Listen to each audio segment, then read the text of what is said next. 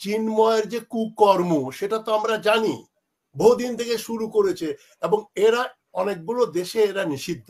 সিঙ্গাপুরে এই ইসকন নামে কোনো জিনিস তারা রেজিস্ট্রেট করতে দেয়নি। কথা অনুযায়ী কিন্তু এই নমশূদ্ররা এখানে এইকে মানলো, মানে একে যে হত্যা করলো তারা কিন্তু সব মেথর পট্টির লোকজন, যারা কোনো high caste upper caste Hindu না। অর্গানাইজেশনকে আপনার হাইকোর্ট নিষিদ্ধ ঘোষণা করে না কেন? কেন আমাদের জাতীয়তাবাদী দলের সেক্রেটারি জেনারেল মির্জা ফখরুল ইসলাম উনি কেন বলেন আওয়ামী লীগকে নিষিদ্ধ করা যাবে না, ইসকনকেও নিষিদ্ধ করা যাবে না? এখন ব্যাপার হচ্ছে কি, এই সরকার তো একটা কোয়ালিশন সরকারও না। কোয়ালিশন সরকারের ভেতরে তথাকথিত সমমনা দলগুলো মিলে একটা সরকার করে, তাদের একটা মোটামুটি আন্ডারস্ট্যান্ডিং থাকে সরকার গঠনের আগেই।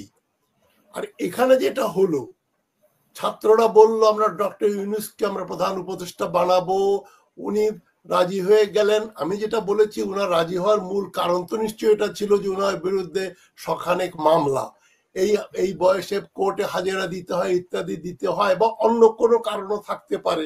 তিনি অনুগ্রহ করে বললেন যে ঠিক আছে আমি হয়ে যাব, আমার মামলাগুলো উড্ড করো।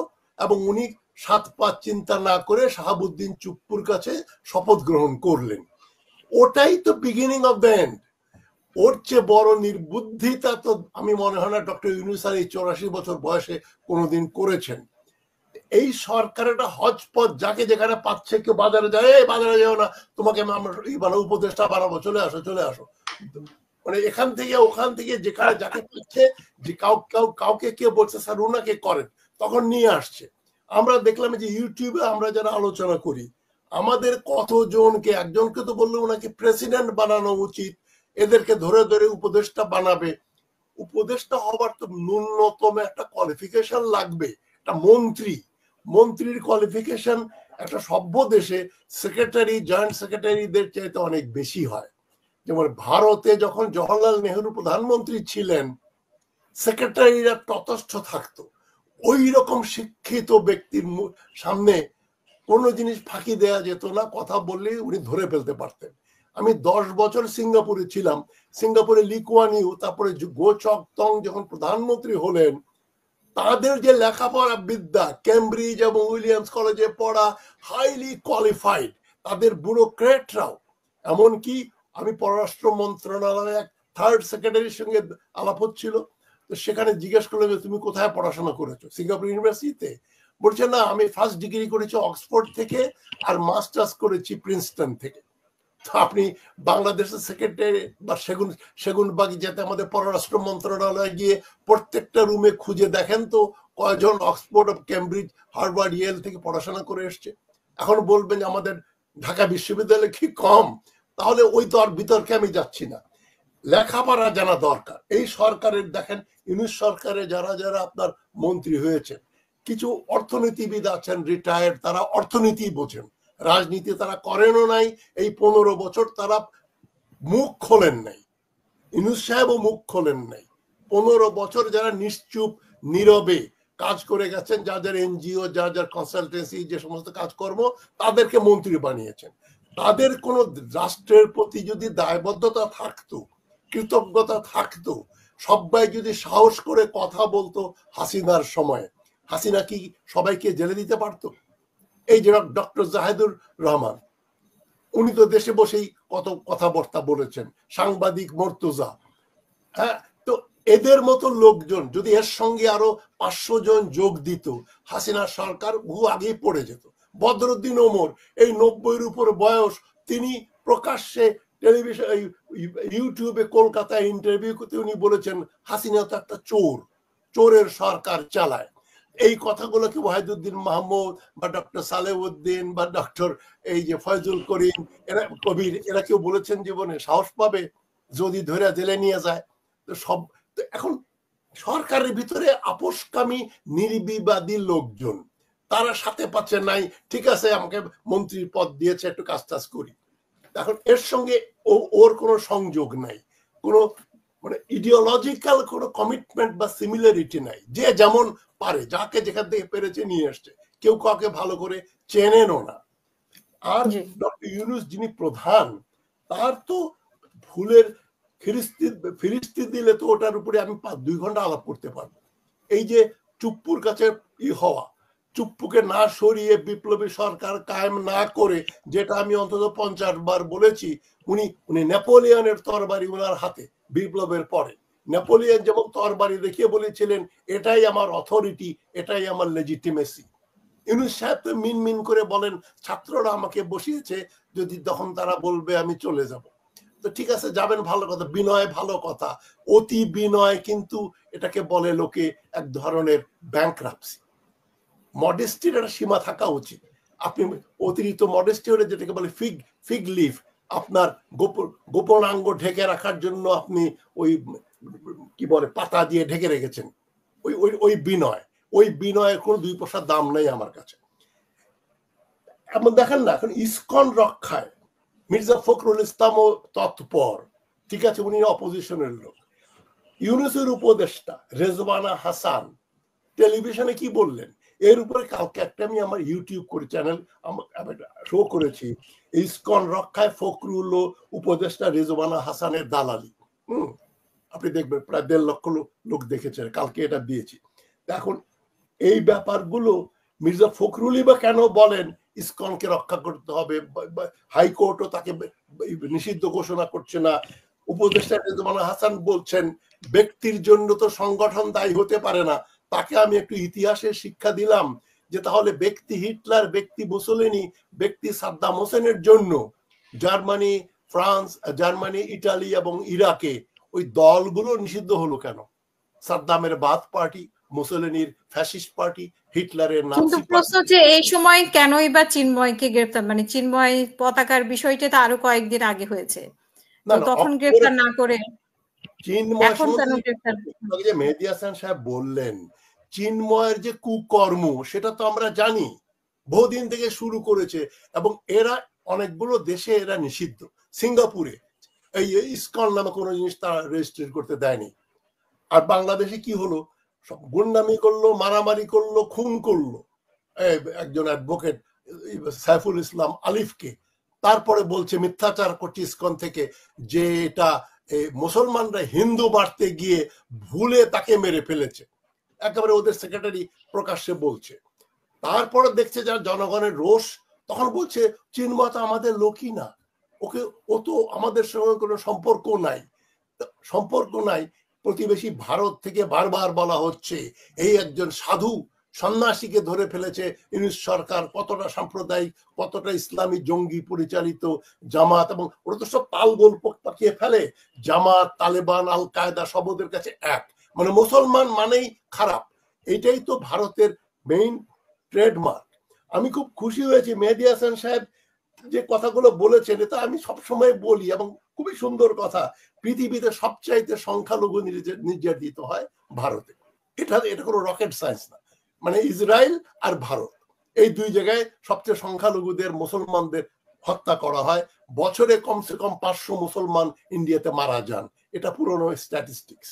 এখন কংগ্রেস নেতা প্রিয়াঙ্কা গান্ধীও তো বলছেন যে এই ইসকনকে নির্যাতিত করা হচ্ছে, হিন্দুদের উপর অত্যাচার হচ্ছে, এই যে মিথ্যাচার গুলো তারা করছেন। মেহেদী হাসান একেবারে আমার মনের কথা বলেছেন কালকে, কিন্তু আমি আমার টক শোতে এটা বলেছি, ব্রাহ্মণ্যবাদী। আমি বলেছি ব্রাহ্মণরা বানর সেনাদের ব্যবহার করে, রাম হনুমানকে ব্যবহার করে আপনার রাবণের বিরুদ্ধে যুদ্ধ করেছে। এই হনুমানরা কারা? হনুমান বলা হচ্ছে অবজ্ঞা ক্ষেত্রে, যে এরা হনুমানের মতো, এরা হচ্ছে কালো, বেটে, এই মানে অনার্য। এই অনার্যদের রুল করে আর্য ব্রাহ্মণরা। আপনার অটল বিহারী বাজপেয়ী বলেন আর বাংলাদেশে রানা দাশগুপ্ত বলেন, এই রানা দাশগুপ্তদের কথা অনুযায়ী কিন্তু এই নমশূদ্ররা এখানে এইকে মারলো, মানে একে যে হত্যা করলো তারা কিন্তু সব মেথর পট্টির লোকজন, যারা কোনো high caste upper caste Hindu না। ব্রাহ্মণ্যবাদ হচ্ছে আমাদের প্রধান শত্রু। এবং আমি শেষ করব, একটুখানি আমি ছোট্ট ইতিহাসটা বলে দেই। এই যে ভারতে যে অধুনা যে হিন্দুত্ববাদের রাইজ হয়েছে, তার জন্য আপনাদের আমি 1990-তে নিয়ে যাচ্ছি। 1990-তে ভারতের প্রধানমন্ত্রী ছিলেন ভিপি সিং, ভদ্রলোক, ব্রাহ্মণ ভদ্রলোক। ভিপি সিং কি করলেন, একটা জুডিশিয়াল কমিশন ছিল ইন্ডিয়াতে, জাস্টিস মন্ডলের মন্ডল কমিশন রিপোর্ট, ওই রিপোর্টটা উনি পাবলিশ করে দিলেন। ওই রিপোর্টে কি বলা হয়েছিল যে সরকারি চাকরিতে এই আনটাচেবল যারা অস্পৃশ্য, হরিজন, এই নমশূদ্র এবং তাদের নিচে যারা, তাদের একটা চাকরিতে কোটা থাকতে হবে। ফলে আপার কাস্ট হিন্দুরা রাস্তায় নেমে গেল এবং দিল্লিতে এবং বিভিন্ন শহরে হাই কাস্ট হিন্দুরা গায়ে পেট্রোল ঢেলে আত্মহনন করল প্রতিবাদে। ভিপি সিং এর গভর্নমেন্ট ফেল করলো, তখনই ব্রাহ্মণরা চিন্তা করলো, আরে সর্বনাশ, এই যে প্রায় দেশের 40% জনতা যারা আপনার নিগৃহীত হিন্দুদের ভিতরে, হিন্দুও না, লোয়ার কাস্টের সবচাইতে ওদের পানি দিলে ওরা পানি কেউ খেতে পারে না, কারণ ওই অস্পৃশ্য হয়ে গেছে। গ্লাসে যদি কেউ পানি দেয় বলে তুই তো নমশূদ্র, আনটাচেবল, তোর হাতের পানি খেলে আমার জাত চলে যাবে। তাদেরকে নিয়ে ওই যে ওদের কি করলো, যে বিজেপির যে তখন নেতা আদবানি, রামকৃষ্ণ আদবানি, সে তখন বলল যে হিন্দু হচ্ছে আসল জিনিস, এর কোনো ভেদাভেদ নাই, কাস্ট এই বর্ণ প্রথা আমরা মানি না, মুসলমান হচ্ছে প্রধান শত্রু। 90 সালে হলো, আর 92-এর 6 ডিসেম্বর তারা বাবরি মসজিদ ভাঙলো, মনে আছে? 91 সালে রথযাত্রা করলো আদবানি। এই যে মুসলমানদের বিরুদ্ধে হিন্দুদের দাঁড় করানো, এই মেথর, মুচি, ডোম, চাড়াল, তারা সবাই জাতে উঠলো যে ব্রাহ্মণ দাদা আমাদের কিসের ভাই বলেছেন। মানে একটা গাল আছে না আমাদের দেশে, সারে বলছে কিসের ভাই, আল্লাহদের আর সীমা নাই। এই নমশূদ্র এই বানর বাহিনী কিন্তু কাজ করে আর পরিচালনা করে অটল বিহারী বাজপেয়ীর মতো লোকজন। মোহন ভাগওয়া, এই যে পশুর ডাক্তার, ভেটেরিনারি ডাক্তার, সে আরএসএস এর প্রধান, সে হচ্ছে মোদির বস। মোদি তো আপার কাস্টের কিছু না, মধ্য ধরনের একটা লোয়ার কাস্টের লোক। এই যে আপার কাস্ট লোয়ার কাস্টকে ব্যবহার করে একটা ফলস কনসাসনেস সৃষ্টি করেছে, একটা মিথ্যা চেতনা যে আমরা সবাই হিন্দু, মুসলমানরা আমাদের শত্রু। বাবরি মসজিদ বানিয়েছে মন্দির ভেঙে, ওইখানে রামের জন্মস্থান, এগুলো ঐতিহাসিকরা বলছেন একেবারে আজগুবি মিথ্যা কথা। আমি আপনার দৃষ্টি করি, আজকে ওই গাজিয়াবাদ ইউপির এক হিন্দু পুরোহিত নরসিংহানন্দ নাম, নরসিংহানন্দ বলেছেন, মন্দিরের একজন পুরোহিত, গাজিয়াবাদ দিল্লির পাশেই গাজিয়াবাদের মন্দিরের পুরোহিত, উনি বলছেন আমাদের মক্কা দখল করতে হবে, মক্কা দখল না করলে ইসলাম এবং মুসলমানদের পরাজিত করা যাবে না। এগুলো তো বাজারে বিক্রি হয়। হিন্দুত্ববাদ জাগানো হচ্ছে একটা রাজনৈতিক চেতনা, এতে ধর্মের কোনো সম্পর্ক নাই। এভারেজ হিন্দু এই হিন্দুত্ববাদে বিশ্বাস করে না। যেমন সাভারকার হিন্দুত্ববাদের থিওরির যে উদ্ভাবক, তিনি ব্যক্তিগতভাবে ছিলেন একজন নাস্তিক, তিনি কোনো ধর্মে বিশ্বাস করতেন না। কালচারালি বলছে আমরা হিন্দু এবং এদেশ থেকে মুসলমান বের করতে হবে।